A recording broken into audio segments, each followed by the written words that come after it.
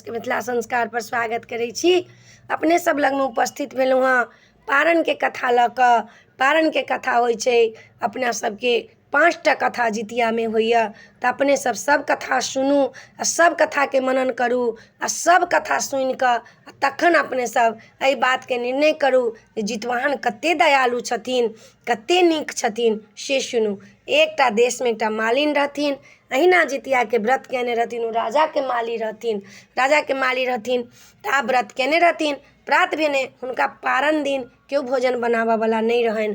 कहलखिन हमरा केओ भोजन बनाबऽ वाला हिये नहीं, हम कोना कऽ करब, की करब नहीं करब। की केलखिन, अष्टमी तिथि के ओ साग सब्जी काटि कऽ आ बना लेलखिन हँ भोजन बना कऽ कहलखिन हँ जे भोजन रहल तऽ बनल, नहा सोना लेब, जितवाहन के चढ़ा लेब आ चढ़ा कऽ आ तखन खा लेब।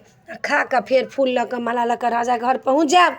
मालिन की केलखिन हँ, सब चीज लऽ कऽ बना लेलखिन हँ। प्रात भेने की केलखिन हँ, पुत्र के कहलखिन हँ जो फूल तोड़ि कऽ लागा। एकेटा बेटा रहनि, फूल तोड़ऽ ला गेलखिन हँ। एम्हर जे छथिन मालिन से अपन जितवाहन के चढ़ा तढ़ा कऽ भोरे पारण रहै, बैस कऽ बसिया भात धऽ कऽ भरि थारी खाए लगलखिन हँ। जँ खाइ छथिन ओहि फुलबाड़ी में जितवाहन जे छथिन से एकटा अजगर के रूप पकड़ि कऽ एलखिन हँ। हुनका बेटा के गिर गेलनि। जहिना भरि थारी के भात खेलखिन हँ, ढेकरि देलखिन हँ, तहिना ओ अजगर धीरे धीरे खाइत खाइत बेटा के पूरा निगलि गेलनि, ढेकरि देलखिन। आब ई सब खेला गाम के लोग सब देखैत रहि गेलनि।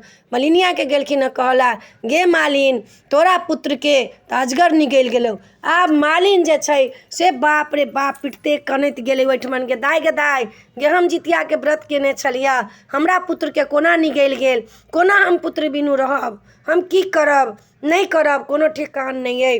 आब हे जितवाहन हमरा पुत्र के विश्वास करत, हमरा पुत्र के अहाँ निगलि गेलियै, हम काल्हि व्रत केलियै, हमरा पुत्र के अकाल मृत्यु भऽ गेल, के अहाँ पर विश्वास करत। बड्ड करुणा करै छथिन मालिन।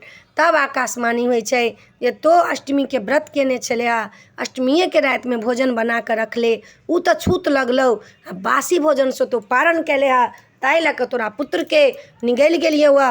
अब अगला बेर व्रत करिए आ व्रत कऽ कऽ तो गरम भोजन बनबिए, नवमी में तो भोजन बनबिए आ नवमी में भोजन बना कऽ तखन हमर तो पारण करिए, तोहर पुत्र जीवित भऽ जेतौ।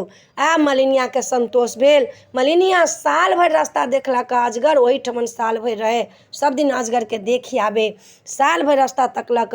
फेर जितिया के व्रत कैलक मलिनिया, और अष्टमी के रात में किछु नहीं कथा तथा सुनलक, पूजा पाठ कैलक। प्रात भेने मलिनिया 24 घंटा के व्रत रहे, मलिनिया की कैलक, नहा सोना कऽ तखन भोजन बनेलक। भोजन बना कऽ आ सब लोग गाम के करमान लागल छै जे मलिनिया के बेटा निकलते, मलिनिया के बेटा निकलते, करमान लागल छै लोग। मलिनिया नहीं आले तखन मलिनिया भोजन बना कऽ नहा धो कऽ जितवाहन के चढ़ा कऽ तखन थारी में बैस कऽ धैलक खायला। गरम गरम लहरौले खाइया, जहिना खाइया तहिना जितवाहन हुनका बेटा के जे उगलने जा रहल छै, निगलने रहथिन से उगलने जा रहल छथिन, उगलने जा जहिना खा कऽ भरि थारी खा कऽ पानि पीब कऽ ढेकरलक, तहिना जे छथिन से हुनकर अजगर जे मुँह से निकालि कऽ हुनका बेटा के आर सुंदर कुमार बना देलखिन, राजकुमार जकाँ। लोग सब कहले मलिनिया अहाँ के बेटा के उगल देलत, अहाँ के बेटा के अजगर उगल देल गेल। ओहिठमन मलिनिया भरि कोड़ा कऽ लेलक बेटा के, कहलखिन हे जितवाहन महाराज हमरा संग अहाँ जहिना कैली तहिना सबके संग करब। जे अहाँ के व्रत निष्ठा से करत, जे अहाँ के गरम चीज से पारण करत, बासी चीज से पारण नहीं करत, अहाँ के अष्टमी के भोजन बनायल से लऽ कऽ पारण नहीं करब, जितिया में कोनो व्रत में बासी चीज से पहले पारण नहीं करब, टटका किछु खा लिए तब बासी खायब। जितिया में तो बिल्कुले नहीं बासी चीज खाए के ये, ओहिना सबके करबै। मलिनिया के की भेल ना पुत्र निकलनि, ओहिठमन से अजगर चलि गेलखिन हँ। सौंसे गाम प्रचलित भऽ गेल, सौंसे संसार में प्रचलित भऽ गेल। ताहि दिन से ई कथा होबऽ लागल, पारण के कथा। तऽ अपने सबके सुनेलहुँ हँ।